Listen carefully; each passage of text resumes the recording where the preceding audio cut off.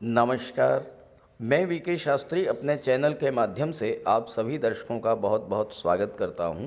24 नवंबर 2023 कर्म फलदाता न्याय के देवता शनिदेव नक्षत्र परिवर्तन करेंगे और अपने वर्तमान नक्षत्र मंगल के नक्षत्र धनिष्ठा को छोड़कर अपने परम मित्र राहु के नक्षत्र शतभिषा में गोचर करेंगे और 6 अप्रैल 2024 तक शतभिषा में ही गोचर रहेगा शनि का।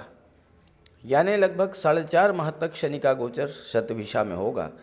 शतभिषा का अर्थ होता है 100 औषधियाँ, 100 चिकित्सक, यानी 100 डॉक्टर्स 100 मेडिसिन्स। तो शतभिषा नक्षत्र मूल रूप से हीलिंग का नक्षत्र है, राहत देने वाला नक्षत्र है, समस्याओं का समाधान देने वाला नक्षत्र है, कष्टों और पीड़ाओं को दूर करने वाला नक्षत्र है। दवा और डॉक्टर भी यही करते हैं, आपकी शारीरिक और मानसिक व्याधियों को दूर करते हैं। तो शनिदेव शतभिषा में आकर यही करने जा रहे हैं। दूसरी बात, शनिदेव शतभिषा नक्षत्र में गोचर करने जा रहे हैं, जो कि राहु का नक्षत्र है और राहु शनि के प्रबल मित्र हैं। तो मित्र के नक्षत्र में गोचर करते हुए शनि और भी अधिक प्रभावी होंगे और आपके जीवन में पिछले लंबे समय से जो समस्याएं चली आ रही थीं उन्हें दूर करने में सक्षम होंगे। तो राहु शनि के शतभिषा नक्षत्र में गोचर करने का कर्क राशि के जातकों के जीवन पर क्या प्रभाव पड़ेगा, इसी का विश्लेषण करेंगे इस वीडियो में। ये विश्लेषण आपकी चंद्र राशि के आधार पर किया जा रहा है और वीडियो के अंत में मैं आपको शनिदेव के उपाय भी बताऊंगा। तो ये है कर्क राशि के जातकों की कुंडली। शनिदेव का गोचर आपकी कुंडली के अष्टम भाव में है। अष्टम भाव में शनिदेव अपनी मूल त्रिकोण राशि में गोचर कर रहे हैं और यहाँ पर विपरीत राजयोग बना रहे हैं। विपरीत राजयोग एक ऐसा राजयोग होता है जो कि शुरू में तो संघर्ष कराता है, लेकिन बाद में बहुत अच्छा रिजल्ट प्रदान करता है और आपके जीवन में संघर्ष का जो समय था वो समाप्त हो चुका है। क्योंकि अभी तक शनि मंगल के नक्षत्र धनिष्ठा में गोचर कर रहे थे और धनिष्ठा में गोचर करते हुए शनि आपको पूरा लाभ नहीं दे पा रहे थे। अष्टम में गोचर करते हुए शनि की दृष्टि धन आपके दशम भाव पर पड़ रही थी, कर्म के भाव पर, और शनि चूँकि स्वयं में पीड़ित थे तो आपके कार्य क्षेत्र में भी तरह तरह की समस्याएं, विघ्न, बाधाएं, रुकावटें आ रही थीं। लेकिन अब चूँकि शनि नक्षत्र परिवर्तन करके राहु के नक्षत्र में गोचर कर चुके हैं, राहु भाग्य के भाव में गोचर कर रहे हैं देवगुरु बृहस्पति की राशि में, और जो कर्क राशि है वो देवगुरु बृहस्पति की राशि है, उच्च की राशि है। तो आपके लिए इस समय गुरु का गोचर, राहु का गोचर और शनि का गोचर तीनों ही विशेष फल प्रदान करने वाले हैं। अब शनि में अष्टम में होकर के दशम पर दृष्टि डाल रहे थे। दशम भाव कर्म क्षेत्र का होता है, अष्टम भाव परिवर्तन का होता है। ये समय आपके लिए अपने कार्य क्षेत्र में परिवर्तन करने के लिए अत्यंत अनुकूल है। अगर आप अपने कार्य क्षेत्र में किसी तरह का कोई परिवर्तन करना चाहते थे लेकिन नहीं कर पा रहे थे, तो अब वो समय आ गया है जब आप अपने कार्य क्षेत्र में परिवर्तन करेंगे और उसका पूरा लाभ प्राप्त करेंगे। क्योंकि राहु भाग्य के भाव में गोचर कर रहे हैं तो अचानक से आपको भाग्य का भी पूरा साथ मिलना शुरू हो जाएगा।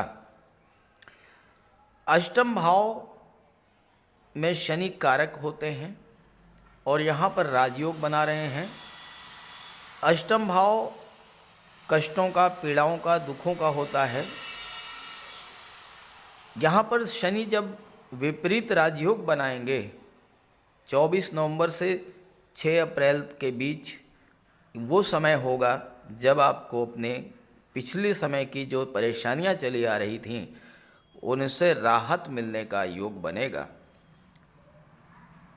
अष्टम में शनि आपको गुप्त धन की प्राप्ति कराएंगे, वो पैसा जो बिना किसी परिश्रम के अचानक से आपको प्राप्त हो जाए। चूँकि आठवां भाव रिसर्च को भी शो करता है, आठवां भाव ज्योतिष तंत्र मंत्र को शो करता है, तो यहाँ पर शनि आपको रिसर्च और ज्योतिष के क्षेत्र से बहुत अच्छा लाभ देने जा रहे हैं। शनि की दृष्टि कर्म के भाव पर है। शनि निर्माण के कारक हैं। शनि भूमि भवन प्रॉपर्टी के कारक होते हैं। इस समय जो जातक शनि से संबंधित क्षेत्रों में कार्य कर रहे हैं उनका बहुत ही अच्छा समय आने वाला है। जो जातक रियल एस्टेट से जुड़े हैं, जो जातक प्रॉपर्टी डीलिंग का कार्य करते हैं, जो कंस्ट्रक्शन का कार्य करते हैं, आर्किटेक्ट हैं, बिल्डर हैं, बिल्डिंग मटेरियल सप्लायर हैं, ट्रांसपोर्ट टूरिज़्म से जुड़े हैं, मेटल्स का काम करते हैं, उन सभी के लिए शनि का ये गोचर विशेष फलदायी होगा। राहु नवम भाव में गोचर कर रहे हैं। नवम भाव जो है ये भाग्य का भाव है, और भाग्य के भाव में जब गुरु के राशि में राहु का गोचर करेंगे तो गुरु तो भाग्य के कारक होते हैं। ऐसे में राहु आपके भाग्य को बूस्टअप करेंगे और भाग्य का साथ मिलने से आपके कार्य क्षेत्र में उन्नति होगी। और चूंकि लाभ के भाव के स्वामी और चौथे भाव के स्वामी शुक्र हैं, जो कि शनि के भी मित्र हैं और राहु के भी मित्र हैं, इस समय आपको 11वें भाव और चौथे भाव की चीज़ों का विशेष लाभ मिलने का योग बनेगा। चौथा भाव भूमि भवन प्रॉपर्टी का होता है, शनि इसके कारक होते हैं। इस समय आपको भूमि भवन प्रॉपर्टी का लाभ हो सकता है। शनि की दृष्टि कुंडली के दूसरे भाव पर, धन के भाव पर पड़ेगी। अभी तक शनि का गोचर धनिष्ठा नक्षत्र में था। धनिष्ठा नक्षत्र में गोचर करने के कारण चूँकि शत्रु का नक्षत्र था, शनि स्वयं में पीड़ित थे। जब शनि पीड़ित थे तो धन संबंधी समस्याएं आपके सामने आई होंगी। आर्थिक संकट से आप गुजरे होंगे। परिवार में भी कलह और तनाव की स्थितियां बनी होंगी। और चूंकि शनि सप्तम भाव के स्वामी हैं, सप्तम भाव व्यापार का होता है, तो व्यापार में भी अप डाउन्स देखने को मिले होंगे। जो लाभ आपको मिलना चाहिए था वो नहीं मिल पाया होगा। लेकिन 24 नवंबर से जैसे ही शनि नक्षत्र परिवर्तन करके राहु के नक्षत्र में आए, स्थितियां बिल्कुल बदल जाएंगी। क्योंकि राहु की दृष्टि तीसरे भाव पर पड़ रही है। राहु आपके पराक्रम पुरुषार्थ में वृद्धि करेंगे और अपने पराक्रम पुरुषार्थ के बल पर आप धन अर्जित करेंगे और धन का संचय भी करेंगे। राहु की पंचम दृष्टि आपके लग्न पर पड़ेगी। लग्न आपका व्यक्तित्व होता है। आपके मन में जो नेगेटिव फीलिंग्स डेवलप कर गई थी, आपके मन में जो नकारात्मकता भरी हुई थी, आपके अंदर जो डर भय, ये सभी चीज़ें जो है अब समाप्त होंगी। स्वास्थ्य में भी सुधार देखने को मिलेगा। मन आपका बिल्कुल शांत रहेगा। अपने कार्य पर आप फोकस करेंगे पूरी तरह से और आपको उसका लाभ मिलेगा। राहु की दृष्टि आपकी कुंडली के तीसरे भाव पर पड़ रही है। तीसरा भाव जो होता है ये संचार माध्यमों का होता है, कम्युनिकेशन का होता है। तीसरा भाव ऑनलाइन बिजनेस और ऑनलाइन प्लेटफॉर्म का होता है, मार्केटिंग का होता है, टूर एंड ट्रेवल्स का होता है। तीसरे भाव के स्वामी बुध हैं और 12वें भाव के भी स्वामी बुध हैं। बुध राहु और शनि दोनों के मित्र हैं। ऐसे में चूँकि 12वां भाव विदेश का होता है, आप संचार माध्यमों के द्वारा, ऑनलाइन प्लेटफॉर्म के द्वारा विदेशों से जुड़ेंगे। और चूँकि बुध व्यापार के कारक होते हैं तो विदेशी व्यापार से आपको इस समय विशेष लाभ होगा। चूँकि शनि सप्तम के स्वामी हैं, जो कि व्यापार का होता है, सप्तम का संबंध जब 12वें से बनेगा, सप्तम का संबंध जब तीसरे भाव से बनेगा, तो व्यापार व्यवसाय, और वो भी ऑनलाइन प्लेटफॉर्म के द्वारा, संचार माध्यमों के द्वारा जो व्यापार व्यवसाय करेंगे, उस व्यापार व्यवसाय में आपको इस समय विशेष लाभ प्राप्त होगा। 12वें भाव में बुध की राशि है मिथुन राशि। बुध शनि के मित्र हैं, राहु के मित्र हैं। राहु 9वें भाव में है, जो कि उच्च शिक्षा का होता है। उच्च शिक्षा का संबंध विदेश से बनेगा। आप उच्च शिक्षा के लिए विदेश जा सकते हैं। इस समय आपके पिता की भी भाग्योन्नति होगी, आपकी भी भाग्योन्नति होगी, और आपको अपने पिता, अपने गुरु का सहयोग भी प्राप्त होगा।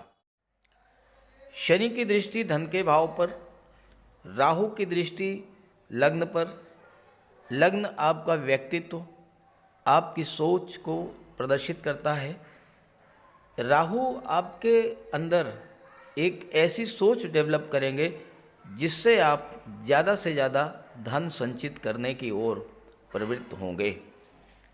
राहु से ज़्यादा चतुर चालाक ग्रह कोई नहीं है, और राहु की दृष्टि लग्न पर पड़ने से आपके अंदर चतुराई, चालाकी, समय के साथ चलना और परिस्थितियों को अपने पक्ष में मोड़ लेने की कला डेवलप होगी, और इसका सीधा सा लाभ आपको सप्तम भाव से का मिलेगा, यानी व्यापार के क्षेत्र से आपको लाभ मिलेगा। क्योंकि व्यापार के क्षेत्र में चतुराई, चालाकी और डिप्लोमेसी, ये सभी चीज़ें बहुत प्रभावी होती हैं। सप्तम भाव दाम्पत्य जीवन का है, पंचम भाव लव रिलेशंस का है। यहाँ मैं ये ज़रूर कहूँगा कि ना तो लव रिलेशंस के लिए ये समय अच्छा है, और ना ही दाम्पत्य जीवन के लिए बहुत अच्छा रहेगा, क्योंकि शनि तो ड्राई प्लेनेट है। शनि जब सप्तम के स्वामी हैं तो एक तो विवाह को देर कर देते हैं, डिले करते हैं, दूसरे दाम्पत्य जीवन में भी एक अजीब तरह का रूखापन देखने को मिलेगा। लेकिन दूसरी तरफ आपकी कुंडली के चौथे भाव के और 11वें भाव के स्वामी शुक्र हैं, जो कि राहु और शनि दोनों के मित्र हैं, तो आपको चौथे भाव की चीज़ों से और 11वें भाव की चीज़ों से सुख की प्राप्ति होगी, और सुखों में विवाह भी आता है, तो विवाह का योग तो बनेगा। भूमि भवन प्रॉपर्टी का योग बनेगा। माता का स्वास्थ्य भी ठीक रहेगा। माता और मातृभूमि से आपका लगाव बढ़ेगा। आप कहीं दूर रह रहे हैं, ट्रांसफ़र चाहते हैं, उसके लिए अत्यंत उपयुक्त समय है।